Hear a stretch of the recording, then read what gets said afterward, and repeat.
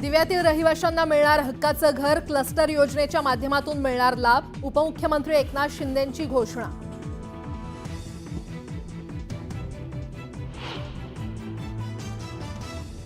सुरेश धस यांनी मागितली प्राजक्ता माळीची माफी, वक्तव्याचा गैरअर्थ काढला गेल्याचं म्हणत धस यांच्याकडून दिलगिरी व्यक्त.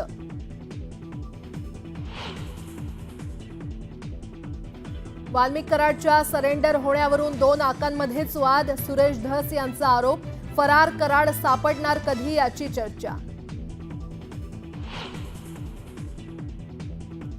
घाटकोपर होर्डिंग दुर्घटनेतील आरोपी अर्शद खानला 7 महिन्यानंतर बेड्या, 6 महिन्यानंतर लखनौमधून घेतलं ताब्यात.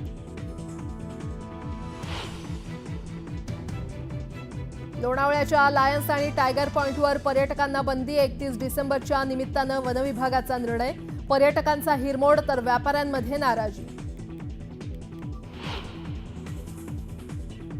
2024 या सरत्या वर्षाचा आज शेवटचा दिवस, नववर्षाचं जल्लोषात स्वागत करण्यासाठी ठिकठिकाणी पार्ट्यांचं आयोजन. राज्यात पुन्हा वाढणार थंडीचा कडाका, 8 दिवसांपासून असलेलं ढगाळ वातावरण आता निवळणार.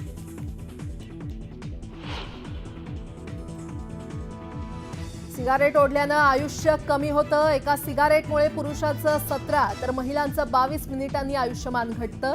लंडन विद्यापीठाच्या पाहणी अहवालातून माहिती समोर.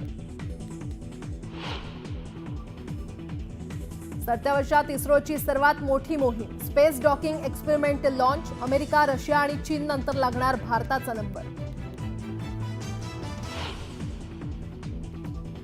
आणि तालिबानी सैनिकांसमोर पाकिस्तानी सैनिकांची माघार, पोस्ट सोडून सैनिकांनी पलायन केल्याचा दावा.